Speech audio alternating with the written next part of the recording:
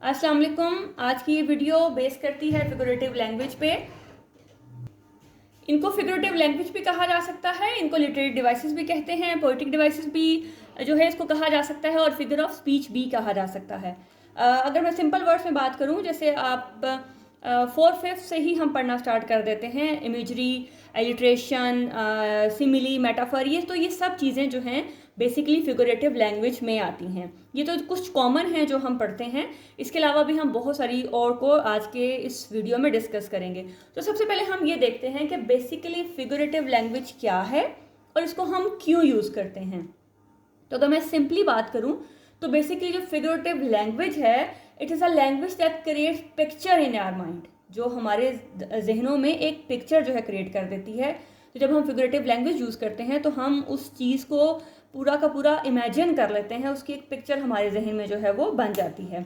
और it uses words to paint vivid and imaginative description rather than just conveying literal meaning.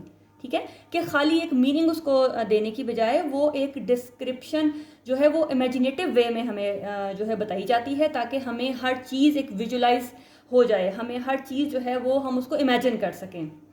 और why we use figurative language? We use it to add depth and meaning to our words, making language more engaging, memorable and effective. So if you want to make your writing effective, use these types of figurative language. For example, यहाँ एक छोटी सी example लिखी है मैंने आपके लिए। The flower Bloom, फूल खिलते हैं। ठीक है, सिंपल बात वही है, लेकिन अगर मैं इसको लफ्ज़ों को थोड़ा सा इमेजिनेटिव वे में अगर लिखूं तो देखिएगा, the colourful blossom unfurl their beauty, तो ऑटोमेटिकली जो रीडर है उसको ये लाइन अट्रैक्ट करेगी।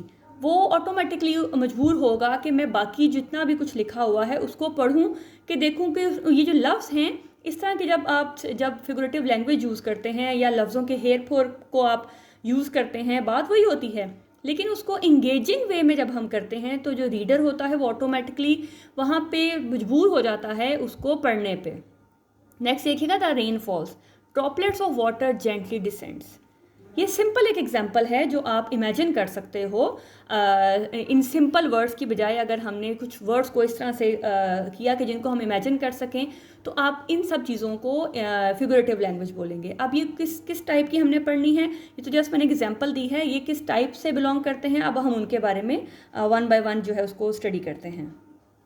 जी, सबसे पहले जो है उसको हम देखते हैं, जो कि most commonly used figurative language है। इसको पोइट्स भी यूज़ करते हैं, ऑथर भी यूज़ करते हैं, तो वो है सिमिली। अब सिमिली और मेटाफर दोनों ऑलमोस्ट एक जैसे हैं, सिर्फ आपने थोड़ा सा ध्यान करना है।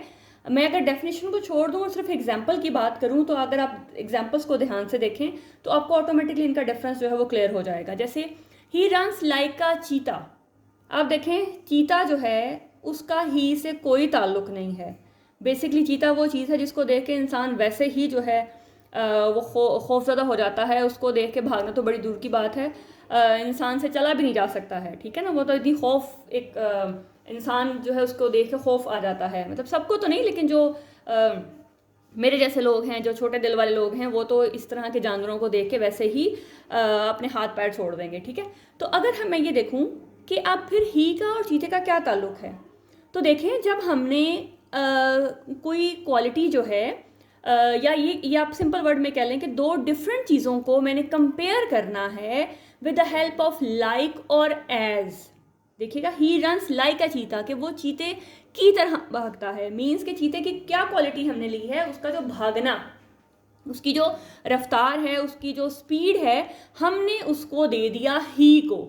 तो यहाँ पे जब हमने दो, इसका और इसका आपस में कोई कनेक्शन नहीं है, लेकिन सिर्फ हमने इसके भागने को कंपेयर कर दिया चीते के भागने के साथ with the help of like या फिर एज। ठीक है, तो ही रन्स लाइक अ चीता, तो जब हमने दो डिफरेंट चीज़ों को कंपेयर करना है, उनकी किसी एक सिमिलरिटी को ले हाईलाइट करना है, लेकिन किसके साथ, लाइक और एज के साथ। जब हम लाइक और एज के साथ करेंगे तो वो सिमिली होगा, लेकिन अगर हमने वो क्वालिटी अगर डायरेक्टली उसको दे दी, ठीक है, हमने उसको कंपेयर तो किया लेकिन विदाउट लाइक और एज के साथ किया, लेकिन उसको डायरेक्टली हम ये कह सकते हैं कि डायरेक्टली हमने उसको quality they the, he is a चीता, तो अब वो चीता तो नहीं हो सकता ना भाई। ठीक है, लेकिन हमने उसकी उसकी स्पीड के साथ उसको जो है कनेक्ट कर दिया, लेकिन विदाउट लाइक और एज, तो ही इज़ अ चीता। तो ये आपके पास होगा मेटाफर। याद रखना है कि जब हमने एज और लाइक को यूज़ करना है तो सिमिली, जब हमने एज और लाइक के बगैर करना है तो मेटाफर। थोड़ा सा और मैं एक्सप्लेन करती हूँ। He is as tall as giraffe. अब जिराफ जो है वो अपनी हाइट की वजह से उसको वो मशहूर है, मतलब वो लंबा जानवर है। तो अगर कोई लंबा है तो हमने उसको जिराफ के साथ कंपैरिजन किया, किसके साथ, एज या लाइक के साथ। He is as tall as giraffe. और अगर हम उसको डायरेक्टली उसकी क्वालिटी को उसके साथ उसको कनेक्ट कर देंगे तो ही इज़ अ जिराफ, यानी कि मैं ये कहना चाह रही हूँ कि ये नहीं कि वो ज़ेब्रा है, सॉरी जिराफ है। तो इसका मतलब ये है कि वो लंबा है, तो ही इज़ अ जिराफ, कि वो, मैं उसको ये कहना चाह रही हूँ कि वो लंबा है, तो मैंने उसको डायरेक्टली जो है उसके साथ कनेक्ट कर दिया, तो ये मेरा जो होगा वो मेटाफर होगा। ही स्वैम लाइक अ फिश, कि वो मछली की तरह तैरती है, तो ही स्वैम लाइक, यानी कि जो मछली जिस तरह से तैरती है उसकी भी जो स्टाइल है तैरने का वो भी मछली की तरह का है। तो हमने जब लाइक के साथ उसको कनेक्ट कर दिया तो ये हमारा हो गया simile. He is as strong as an ox. अब ऑक्स जो है वो अपनी स्ट्रॉन्ग होने की वजह से मशहूर है, तो हमने ये क्वालिटी जो इसके साथ कंपैरिजन की और एज के साथ की या लाइक के साथ की, तो फिर हमारा हो गया simile. He works like a machine. अब मशीन और इसका कोई कनेक्शन नहीं है, लेकिन क्योंकि मशीन भी 24 घंटे काम करती है, वो रुकती नहीं है, तो हमने इसके साथ इसको कंपैरिजन किया कि वो काम इस तरह से करता है जैसे कोई मशीन है, यानी कि वो कॉन्टिन्यूसली काम जो है वो कर रहा है। तो he works like a machine. Life is as unpredictable as a roller coaster. Roller coaster क्या है, मतलब एक झूला है जो इस तरह से जिग जैग या ऊपर नीचे बना होता है, यानी कि कब उसमें आप सिचुएशन आ जाए और कब डाउन सिचुएशन आ जाए कोई पता नहीं है, यानी कि अप्स एंड डाउन्स का कोई इसमें नहीं पता लगता है। मतलब मैं तो वैसे कभी नहीं बैठी हूँ, लेकिन मुझे तो वैसे सो देख के खौफ आता है। तो अगर आपने कभी एक्सपीरियंस किया हो तो उसमें ये कि है वो सिचुएशन ऐसी हो जाती है कि कोई पता नहीं है कि किस टाइम ऊपर चले जाना है पीक पे और किस टाइम जो है वो नीचे आ जाना है। तो वो लाइफ को भी, ज़िंदगी भी ऐसे ही है, कोई पता नहीं कब अप्स एंड डाउन्स आ जाए ज़िंदगी में। तो life is as unpredictable as a roller coaster. तो जब मैंने एज के साथ इसको किया तो इसका मतलब है मैं सिमिली की बात कर रही हूँ, लेकिन अगर मैं डायरेक्ट इसको ये कह दूँ कि life is a roller coaster, ठीक है, तो फिर ये मेरा है मेटाफर। यहाँ पे मैंने किसी तरह का भी एज और लाइक को यूज़ नहीं किया, ठीक है। She is a ray of sunshine on a cloudy day brightening every one's life. अब यहाँ देखें किसी तरह का भी एज लाइक का वर्ड यूज़ नहीं हुआ। She is a ray of sunshine on a cloudy day brightening every one's life. इसका मतलब है कि रे ऑफ सनशाइन मीन के सोर्स ऑफ हैप्पीनेस, कि वो सबके लिए जो है वो सोर्स ऑफ हैप्पीनेस है। तो याद रखना है कि जब हमने दो चीज़ों को कंपेयर करना है with the help of like और as, then it is simile, and without like and as it is metaphor. जी, नेक्स्ट वन इज पर्सोनिफिकेशन, जो कि बहुत ही खूबसूरत होती है। इससे जो राइटिंग है वो बहुत ही मज़े की जो हो जाती है। बेसिकली पर्सोनिफिकेशन क्या है, पहले कुछ एग्जांपल्स देख लेते हैं, फिर मैं आपको इसकी डेफिनेशन बताती हूँ। The sun smile down on us. अब सन जो है वो स्माइल तो नहीं करता, स्माइल कौन करता है, इंसान करते हैं, ये ह्यूमन क्वालिटी है। गर्मियों में जब सन स्माइल करता है तो फिर लग समझ आती है सबको, ठीक है। तो बल्कि वो स्माइल नहीं, फिर वो तो कह लें कि बहुत ही एक कहका लगा रहा है आजकल गर्मियों में। तो चलें, the sun smile down on us. अब सन जो है वो स्माइल नहीं करता, स्माइल करना ह्यूमन क्वालिटी है। The wind whispered secrets in my year. अब जो हवा है वो सरगोशी नहीं करती है, उसने मेरे कान में आके सरगोशी नहीं की है। ये सरगोशी करना, मतलब आहिस्ता से बात करना, ये ह्यूमन क्वालिटी है। The mountains too tall and proud. अब माउंटेन्स जो हैं वो खड़ी, मतलब वो तो एक अल्लाह ताला की तरफ से उनका पोस्चर ऐसा है ना, लेकिन अगर ये कहें कि वो खड़ी होना या वो प्राउड, वो भी नहीं है, वो ये भी ह्यूमन क्वालिटी है कि वो प्राउड ही होते हैं, वो टॉल शॉर्ट वो इंसान हैं। Time flew by. Time flew by, time जो है वो भागता नहीं है। यहाँ पे फ्लू बाय आप ये कह सकते हो कि उसकी स्पीड को शो करवाने के लिए, तो टाइम ने तो अपने जो स्पीड है उससे ही चलना है, उसी रूटीन में सुबह शाम जो है घंटे बदलने हैं। The ocean wept with sorrow. अब ओशन जो है वो तो नहीं रोता है, रोना जो है वो ह्यूमन क्वालिटी है। The trees danced in the breeze. अब ट्रीज जो है वो डांस नहीं करते, जब हवा चलती है तो जस्ट वो हिलते हैं, अदरवाइज जो डांस करना है वो ट्रीज की क्वालिटी नहीं है। The river सैंग a gentle melody. गाना गाना भी किसी भी नॉन लिविंग थिंग की क्वालिटी नहीं है, गाना भी इंसान ही गाते हैं। तो देखें जितने सेंटेंसेस लिखे उसमें आपके पास हर सेंटेंस में कोई ना कोई ह्यूमन क्वालिटी जो थी वो किसी दूसरे को दे दी गई। तो पर्सोनिफिकेशन भी बेसिकली ये है कि when we give human qualities, emotions और एक्शंस टू नॉन ह्यूमन, किसी भी जानवर को, पत्थर को, पौधों को, किसी भी चीज़ को, किसी आइडिया को, कोई भी ऑब्जेक्ट है उसको जब आप ह्यूमन क्वालिटीज़ दे देते हैं तो फिर वो आपके पास होगा पर्सोनिफिकेशन। और ये जब आप इस तरह से करते हैं, देखें ये ऑटोमेटिकली सेंटेंसेस कितने खूबसूरत हो जाते हैं, मज़ा आता है उनको पढ़ के, उनकी ऑटोमेटिकली आपको ये सारी की सारी चीज़ें आपके जहन में बैठती जाती हैं। तो पर्सोनिफिकेशन बहुत ही खूबसूरत एक जो है टर्म है, जो फिगरेटिव लैंग्वेज है, जिसको हम जब ह्यूमन क्वालिटी जब दूसरों को दे देते हैं, और वो दूसरे कौन हैं, जिसमें नॉन लिविंग और ह्यूमन, एनिमल्स, कुछ भी आ सकता है, लेकिन वो ह्यूमन क्वालिटी जब दूसरों को दी जाएंगी तो then it is called personification.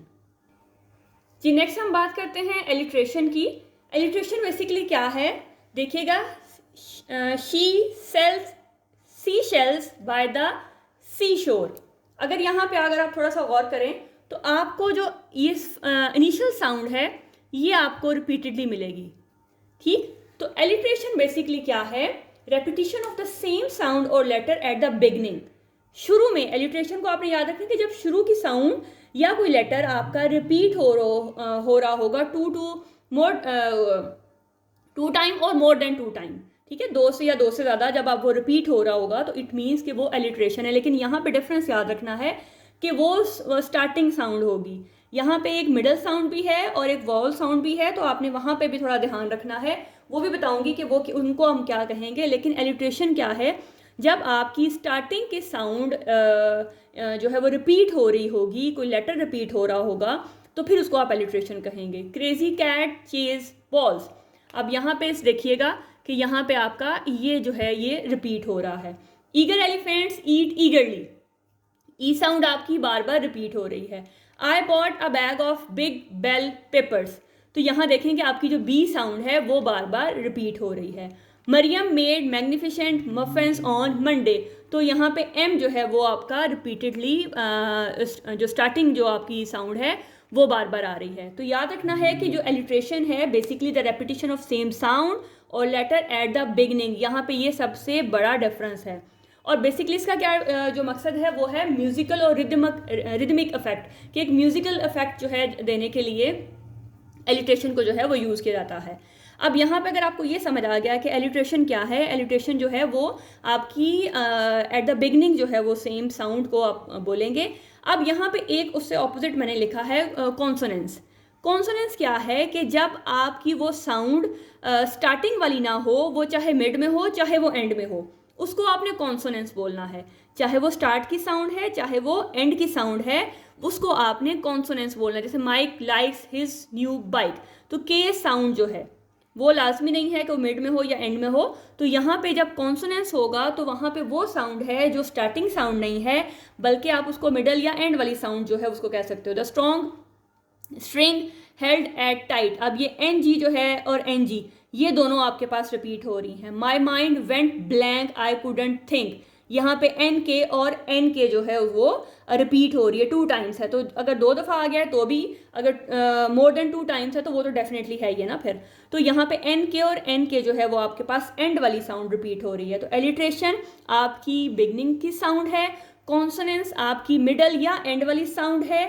और इसके अलावा एक और है जी, नेक्स्ट देखिएगा एसोनेंस।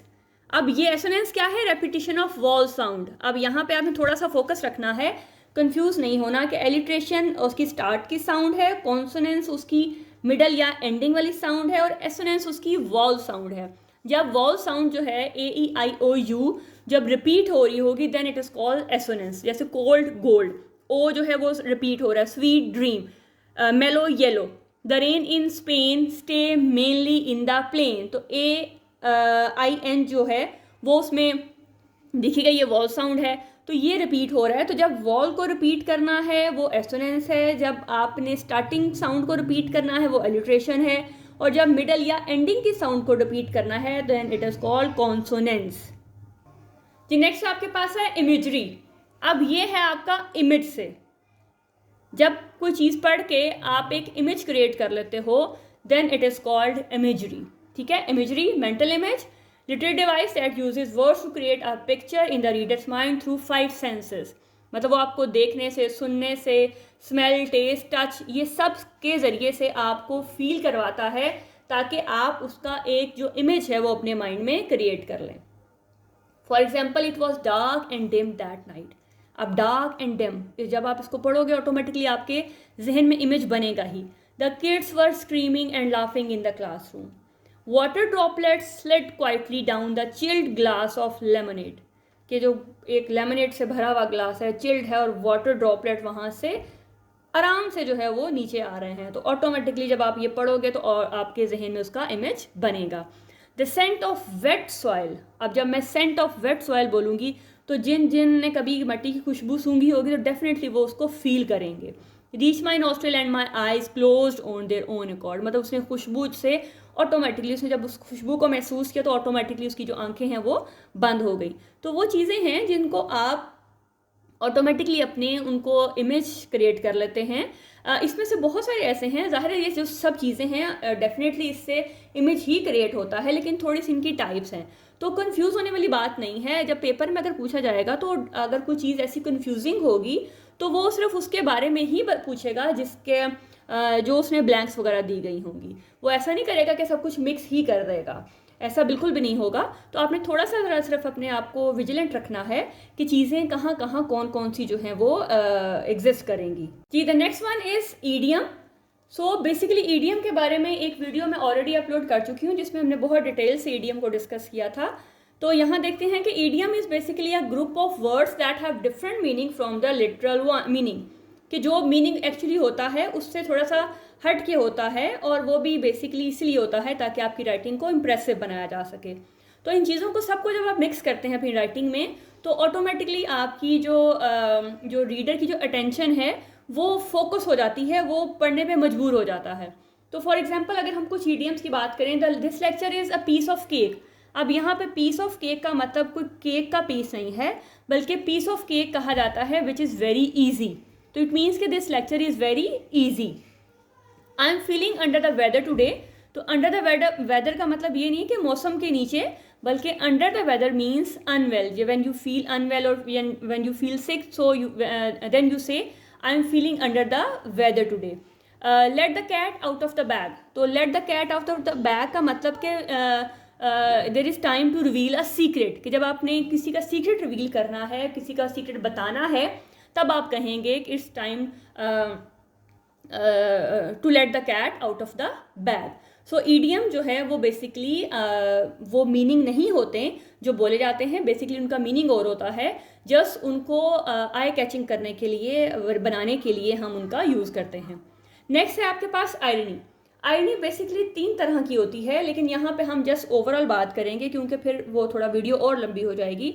तो आयरनी अगर मैं एक सिंपल आपसे को ये बताऊँ कि अगर क्लास में आप बातें कर रहे हैं, टीचर पढ़ा रहा है और आप बहुत ही अपने बातों में या किसी और काम में मगन हैं, आप टीचर की बात पे ध्यान नहीं कर रहे और अचानक से टीचर की नज़र पड़ जाती है और टीचर आपके पास आके कहता है वेरी गुड, मतलब स्माइल देता है और कहता है वेरी गुड। तो आपको क्या लगता है कि वो उस टाइम आपको शाबाश दे रहा होगा? नहीं, वो शाबाश नहीं है, वो आप भी समझ रहे हैं इस बात को कि वो वहाँ पे आपको एक किस्म का, जैसे कहते हैं ना, टॉन्ट करना, ज़्यादा उस एक्सट्रीम में तो नहीं, लेकिन मतलब कि जो वेरी गुड है वो वेरी गुड आपको अप्रिसिएशन के लिए नहीं दिया गया। जो आप उस टाइम काम कर रहे हैं वहाँ पे आपको एक पॉइंट मारने के लिए, अगर मैं सिंपल ये कहूँ, पॉइंट मारने के लिए जो है वो कहा गया है। तो ये जो चीज़ है आयरनी, जिसको हम तंजिया कहते हैं, अगर किसी ने कोई काम आपकी उम्मीदों के ख़िलाफ़ किया है तो आप उसको एक हंसी वो स्माइल देते हो जिससे उसको आइडिया होता है कि अच्छा जो काम है वो मैंने गलत कर दिया है। तो बेसिकली ये है आपके पास आयरनी। जैसे अगर मैं एक एग्जांपल, यहाँ पे आयरनी की बेसिकली 3 तरह है, वर्बल है, सिचुएशन है, ड्रामेटिक है। इस पे मैं नहीं जाऊँगी, मैं ओवरऑल अभी आपको एक आइडिया दूंगी। जैसे a cat lover being allergic to cats. अब ये तो हो ही नहीं सकता ना कि आप जो कैट लवर है वही कैट से एलर्जिक हो जाए। तो ये जो सेंटेंस है बेसिकली यहाँ पे ये आयरनी को रिप्रेजेंट कर रहा है कि कहना कुछ और होना कुछ। A gifted artist having no interest in visiting art galleries, मतलब ये भी एक इम्पॉसिबल है कि जो एक जिसको जो गिफ्टेड आर्टिस्ट है, यानी कि अल्लाह ताला की तरफ से जिसको आर्टिस्ट बनाया गया है, उसको आर्ट गैलरी में कोई इंटरेस्ट ना हो, ये भी नामुमकिन सी बात है। मतलब कि जो कहा गया है होना उससे ऑपोजिट है। Wow I am excited to be stuck in this traffic jam. अब वो ट्रैफिक जैम में फंस गया है और वो कह रहा है wow I am excited to be stuck in this traffic jam. अब वो इसका मतलब ये नहीं कि वो वहाँ पे फंस के खुश हुआ है, बल्कि वो सिचुएशन को आयरनिक सिचुएशन में पेश कर रहा है कि wow I am excited to be stuck in the traffic jam. तो बेसिकली आयरनी जो है वो इस चीज़ को शो करवाती है कि जो बोला जाए हो उससे ऑपोजिट। तो ये भी जस्ट जो है रीडिंग को इन्हेंस करने के लिए, जो रीडिंग तो नहीं सॉरी मतलब जो रीडर है उसको उसमें इन्वॉल्व करने के लिए यूज़ की जाती है। और ये मतलब जो सेंटेंसेस है उनको ज़्यादा मतलब मज़े का बना देती है ताकि जो रीडर है उसको इन्जॉय करे। नेक्स्ट टर्म है हमारे पास ओनोमेटोपिया। ओनोमेटोपिया बेसिकली साउंड को कहा जाता है। जब आपको कोई चीज़ साउंड के ज़रिए से प्रेजेंट की जाएगी कि आप उस साउंड को फील कर सकोगे, then it is called onomatopoeia. ठीक है, जैसे ला लाइन रोड। अब जब रोड का आया तो आपने ऑटोमेटिकली इमेजिन कर लिया कि जो लाइन है, जो शेर है, वो धाड़ता है। वो धाड़ता कैसे है वो सबको पता है। तो वो जब उसकी रोरिंग है वो आपकी आप उसको फील कर सकते हो। The car crashed, the phone rings, the cat meow meow. अब कैट की जो साउंड है वो म्याऊं म्याऊं है ना, तो उस म्याऊं म्याऊं को आप अपने माइंड में फील कर सकते हो। The dog bark, the balloon popped. Pop होता है उसका फटना। अब फटने की आवाज़ कैसी है वो सबके जहन में ऑटोमेटिकली आ जाएगी। तो वाटर बैलून स्प्लैश्ड, जब पानी से भरा हुआ बैलून फटेगा तो वो स्प्लैश होगा, या पानी में कोई जंप लगाएगा तो भी जो उसमें जो जंप लगा जो आवाज़ क्रिएट होगी वो स्प्लैश्ड है। ठीक है, और अगर खाली बैलून को आप फाड़ेंगे तो वो होगा पॉप्ड। तो ये देखिए जब मैंने साउंड बोली है तो ऑटोमेटिकली आपके जहनों में वो चीज़ें आना शुरू हो जाएंगी, वो साउंड्स को आप फील कर सकोगे। तो जब आप कोई चीज़ साउंड के ज़रिए से फील करते हैं that it's called onomatopoeia. Next one is hyperbole. ठीक है, इसको आपने प्रोनाउंस कैसे करना, हाइपरबली। ये जो है ली की साउंड जो है वो देगा। तो हाइपरबली क्या है, बेसिकली एग्जैजरेशन, लंबी लंबी छोड़ना। अगर आप सिंपल वर्ड में याद रखना चाहो तो जब हम किसी चीज़ को बढ़ा चढ़ा के पेश करते हैं तो आप उसको हाइपरबली बोलेंगे। जब आपकी वो सिचुएशन उस तरह से ना हो लेकिन आप ये शो कराओ कि बस अब तो एक्सट्रीम हो गई है, लंबी लंबी छोड़ी जा रही है, तो वो आपकी एग्जैजरेशन जो है वो हाइपरबली कहलाएगी। For example I am dying of boredom, मतलब अकेले होने से कोई मरने पे तो नहीं आता ना। तो यहाँ पे आपने वो सिचुएशन बताई जा रही है जो एग्जैजरेशन की जा रही है कि I am dying of boredom. I am so hungry I could eat a whole elephant. अब यहाँ पे वो कह रहा है कि मैं इतना भूखा हूँ कि मैं एक एलिफेंट खा सकता हूँ। अपनी हंगर को डिस्क्राइब कर रहा है, लेकिन डिस्क्राइब किस तरह से कर रहा है, एग्जैजरेशन से कर रहा है। ऐसा तो नहीं हो सकता कि पूरा हाथी खा जाए। तो यहाँ पे ये एग्जैजरेशन है। अब यहाँ पे आपने थोड़ा सा कंफ्यूज नहीं होना कि आप ये कहें कि अच्छा इस तरह की चीज़ें जो हैं वो हमें ईडीएम में भी मिली थी। तो ईडीएम और यहाँ पे आपने ये देखना है कि जब एग्जैजरेशन होगी तो वो हाइपरबली होगा, लेकिन जब वो एग्जैक्ट उसके मीनिंग के साथ मैच कर रहा होगा तो फिर वो ईडीएम के सेंस में आएगा। बेसिकली है ये भी ईडीएम है, लेकिन क्योंकि ये थोड़ा इन्हेंस की जा रही है, बात को एग्जैजरेशन की जा रही है, तो एग्जैजरेशन जो है वो इस टर्म में आएगी। अगर वो एग्जैजरेशन नहीं है, सिंपली वो जैसे अंडर द वेदर था, इसका मतलब है इल, तो वो वहाँ पे ईडीएम की फॉर्म में आएगी। तो है ये भी ईडीएम, लेकिन थोड़ा सा क्योंकि एग्जैजरेशन की जा रही है, बात को बहुत ही बढ़ाया चढ़ाया जा रहा है, तो इसलिए यहाँ पे इस कैटेगरी में हमने इसको बिलोंग करना है। I have been waiting for ages. अब ऐसा तो नहीं हो सके सदियों से या उम्रों से वहाँ पे इंतजार कर रहा है। ठीक है, तो यहाँ पे ये भी एग्जैजरेशन की जा रही है। I am so full I am about to burst. अब इतना तो नहीं भर सकते, वो फट तो नहीं सकता ना, तो अब यहाँ पे भी ये एग्जैजरेशन है। I am so thirsty I could drink a whole lake. तो ऐसा तो नहीं हो सकता ना कि वो पूरी की पूरी नदी या जो भी झील है जो भी है उसको वो पी जाए, तो ये भी एग्जैजरेशन है। तो जहाँ पे चीज़ों को एग्जैजरेट किया जाएगा, बढ़ा चढ़ा के पेश किया जाएगा, तो वो हाइपरबली होगा। ठीक है, तो थोड़ा सा ये हाइपर से है ना, हाइपर से याद रखना है आपने कि हाइपर क्या है। जब कोई चीज़ हाइपर हम कहते हैं जिसको बहुत ही ज़्यादा गुस्सा आ जाए, तो जब यहाँ पे आप ये जो बहुत ज़्यादा लंबी लंबी छोड़ रहा होगा, बहुत लंबी लंबी अपनी उस लाइन से हट के बोल रहा है, वो ऐसा पॉसिबल नहीं है, तो वहाँ पे एग्जैजरेशन हो रही है, तो ये हाइपरबली होगा। आई होप कि आपको समझ आ रही होगी और ये सारी टर्म्स जो हैं वो आपको इनका कॉन्सेप्ट क्लियर हो रहा होगा। अगर आपको ये वीडियो अच्छी लगी है तो लाइक लाजमी कीजिएगा, दूसरों को भी शेयर कीजिएगा ताकि सबके लिए बेनिफिशियल रहे, और अगर आप नए हैं तो सब्सक्राइब भी लाजमी कीजिएगा। ओके, नेक्स्ट टर्म है हमारे पास ऑक्सीमोरॉन। अब ऑक्सीमोरॉन क्या है कि when you place two opposite words together, जब हम एक ही सेंटेंस के अंदर टू डिफरेंट थिंग्स को अटैच कर देंगे या टू ऑपोजिट वर्ड्स को इकट्ठा लिख देंगे, then it is called oxymoron. जैसे the girl is pretty ugly, अब वो प्रिटी और अगली एक टाइम में तो नहीं हो सकती ना। वी आर अलोन टुगेदर, अब जब दो लोग इकट्ठे होंगे तो वो अलोन तो नहीं हो सकते हैं। The food was awfully good, अब ऑफुल और गुड एक टाइम में नहीं हो सकता, मतलब अच्छी भी है बुरी भी है। Please try to act naturally, अब एक्टिंग करना और नेचुरल होना ये दो अलग अलग चीज़ें हैं। तो देखिए कि जब एक सेंटेंस में टू ऑपोजिट वर्ड्स आ जाएंगे then it is called oxymoron. ठीक है, बहुत ईजी है कि आपने जहाँ याद रखना है कि जहाँ टू ऑपोजिट वर्ड्स को आपने रख दिया या सेंटेंस में आपको नज़र आ रहा है कि टू ऑपोजिट वर्ड्स हैं, जब वो इकट्ठे आ गए तो इसका मतलब है वो है आपके पास ऑक्सीमोरॉन। और एसोनेंस हम पहले ही डिस्कस कर चुके हैं, ये क्योंकि उनके साथ साउंड के साथ रिलेट था इसलिए मैंने इसको उनके साथ ही आपको एक्सप्लेन कर दिया जी। नेक्स्ट अगर हम बात करें तो हमारे पास है PUN पन, या आप इसको फन से भी याद रख सकते हैं। अगर हम स्कूल लेवल की बात करें तो हमारे पास सिर्फ 4 या 5 जो हैं कॉमनली यूज़ की जाती हैं, जिसमें इमेजरी है, सिमिली, मेटाफर, एलिट्रेशन और पर्सोनिफिकेशन, ये मोस्ट कॉमनली यूज़ हैं, या ओनोमेटोपिया भी आप कह सकते हो। लेकिन क्योंकि ये जो हैं आपको इनके बारे में भी एक जनरल नॉलेज होना चाहिए, ताकि आप आगे जाके जब आप कॉलेज लेवल में इसको पढ़ें तो आपको ऑलरेडी इनका नॉलेज हो कि ये क्या क्या चीज़ें हैं, आपको वहाँ पे जाके कन्फ्यूजन ना हो। और अगर स्टूडेंट्स जो अगर कोई फर्स्ट ईयर सेकंड ईयर वाला देख रहा है तो उसको भी इनका नॉलेज आ जाए कि हम जब पोएटिक डिवाइसेस पढ़ेंगे या हम कुछ भी जो पढ़ रहे हैं तो उनमें कौन सी डिवाइसेस जो हैं वो यूज़ हो रही हैं। नेक्स्ट बात करते हैं पन। इसको आपने फन से याद रखना है कि ये क्या काम करता है, ये एक फ़न का काम करता है सेंटेंस के अंदर।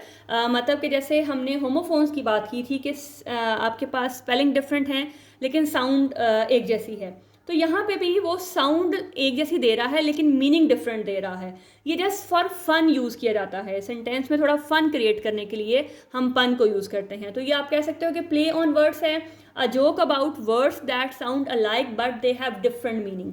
फॉर एग्जाम्पल जैसे एक सेंटेंस लिखा है, why did the computer go to the doctor, it had a virus. अब यहाँ पे वायरस जो है वो कंप्यूटर का वायरस भी है और एक आप इंसानों में जो वायरस है उसको भी हम वायरस बोलते हैं। तो यहाँ जस्ट उसको फन की फॉर्म में लेके आने के लिए कि why did the computer go to the doctor, अब कंप्यूटर तो डॉक्टर के पास ही जाता ना। इट हैड अ वायरस, कि क्या इसके पास एक वायरस है या इसके अंदर वायरस आ गया था। तो यहाँ ये वायरस जो है आपके पास डबल मीनिंग दे रहा है, तो जस्ट फॉर फन इसने इस चीज़ को ऐड किया है। A bicycle can't stand on its own because it is to tired. अब देखें, अब ये टू टायर्ड जो है आपको डबल मीनिंग दे रहा है कि यहाँ पे उसके बेसिकली साइकिल के दो पहिए हैं, दो टायर हैं। तो यहाँ पे टायर्ड और टायर को जो है वो कन्फ्यूजन में डाला गया है कि वो क्यों खड़ी नहीं हो सकती, क्योंकि उसके दो टायर हैं। तो यहाँ पे अगर आप वैसे भी इसको पढ़ें तो इसका मतलब है कि टू टायर्ड, कि आपको डबल सेंस भी दे सकता है कि ये बहुत थक गया है या इसके दो टायर्ड हैं। तो ये जस्ट फॉर फन जो है वो ऐड किया जाता है, अदरवाइज इसके लिए और ऐसा कोई मकसद नहीं है कि जानबूझ के उसको सिर्फ फन देने के लिए उसको एक मजाक की सेंस में, जोक की सेंस में उसको अपनी राइटिंग में ऐड किया जाता है, और वो है पन। इसको अपने फन से याद रखोगे तो आपको ये याद रहेगा कि FUN, यहाँ पे P लगाएं तो पन, F लगाएं तो fun. Next one is euphemism. यहाँ पे E आपका साइलेंट है तो आपने बाकी की जो है साउंड निकालनी है, जो कि होगी आपके पास यूफेमिज्म। और यूफेमिज्म क्या है कि indirect words use to avoid unpleasantness और हार्श रियलिटीज़, कि जितनी भी ज़िंदगी की हार्श रियलिटीज़ हैं उनको आप ऐसे वर्ड्स में डिस्क्राइब करो कि जो उतना तल्ख ना लगें, उतने बुरे ना लगें। बेसिकली तो मीनिंग वही होगा, लेकिन सिर्फ उनको अवॉइड करने के लिए कि अच्छा अगर हम इस तरह से बोलेंगे तो अगले को बुरा लगेगा या ये हमें थोड़ा तकलीफ़ देगा, तो उनको अवॉइड करने के लिए, उन हार्श रियलिटीज़ को अवॉइड करने के लिए हम कुछ ऑल्टरनेटिव वर्ड्स को यूज़ कर लेते हैं, जिनको हम इनडायरेक्ट भी कह सकते हैं कि इनडायरेक्टली मतलब वही होता है, जस्ट आपने वर्ड्स को चेंज कर लिया। फॉर एग्जांपल अगर हम डाइड कहें तो ये थोड़ा एक मतलब एक तकलीफ़ देने वाली चीज़ है, लेकिन अगर हम इसकी जगह ये यूज़ करें नो लॉन्गर विद अस या पास्ट अवे, तो मतलब इसका भी वही है, लेकिन सिर्फ लफ्ज़ों को चेंज करने से उसकी थोड़ी सी आप कह लें कि जो रियलिटीज़ हैं वो थोड़ी सी कम हो जाएंगी, थोड़ी उसकी जो हार्शनेस है या उसकी जो अनप्लेजेंटनेस है वो थोड़ी कम हो जाएगी। तो बात वही होगी, लेकिन सिर्फ उसको थोड़ा कम करने के लिए, उसको अवॉइड करने के लिए हम इन वर्ड्स को यूज़ करेंगे। तो हम डाइड की बजाय अगर हम पास्ट अवे या नो लॉन्गर विद अस लगाएं तो भी वो मतलब वही होगा, लेकिन थोड़ा सारा सिर्फ हार्श रिलेटिव्स को कम करने के लिए यूज़ किया जाएगा। अगर हम लेफ्ट की बजाय मूव्ड ऑन करें तो वो उसके लिए एक ऑल्टरनेटिव वे हो जाएगा। अगर हम सिक की बजाय अनवेल यूज़ करें, ओवर वेट की बजाय, मतलब ओवर वेट अगर हम किसी को कहें तो किसी को बुरा लगेगा कि जी जी मत वो तो मोटा है या मोटी है, तो वेट चैलेंज यानी कि उसको वेट के चैलेंज का सामना है, तो ये ज़्यादा एक थोड़ा सा फिट लगेगा। डिजीज़ की बजाय अगर हम हेल्थ इशू यूज़ करें तो ये ज़्यादा सूटेबल लगेगा। तो देखें बात वही है, लेकिन लफ्ज़ों को थोड़ा सा इनडायरेक्टली चेंज कर दिया गया कि उसकी जो हार्शनेस है वो कम हो जाए या अगले को वो बुरा ना लगे, तो हमने उन लफ्ज़ों को चूज़ करना है जो अगले के लिए सूटेबल हो या ख़ुद अपने लिए भी आप कह सकते हो। तो सिर्फ उसको थोड़ा लफ्ज़ों को आगे पीछे जब कर लेंगे तो वो हमारे पास होगा यूफेमिज्म। तो आई होप कि आपको ये समझ आ गई होगी और ये चीज़ें आपके लिए इन्फॉर्मेटिव होंगी। मैंने कोशिश की है कि उसको सिंपल वर्ड्स में आपको एक्सप्लेन कर सकूं और जितने मैक्सिमम यहाँ पे हम डिस्कस कर सकते हैं उनको कर सकें। सिर्फ आप 2-4 दफ़ा अगर इसको रीड करते हो, इनके मेन पॉइंट्स को लिख लेते हैं, तो ये कभी भी आपको इंशाल्लाह भूलेगा नहीं। सिर्फ आपने लफ्ज़ों को देखना है कि कहाँ पे कौन सी चीज़ जो है किस कैटेगरी में आती है। अगर ये एक दूसरे के साथ इंटरलिंक भी कर रहे होंगे तो उससे कन्फ्यूज़ होने की ज़रूरत नहीं है।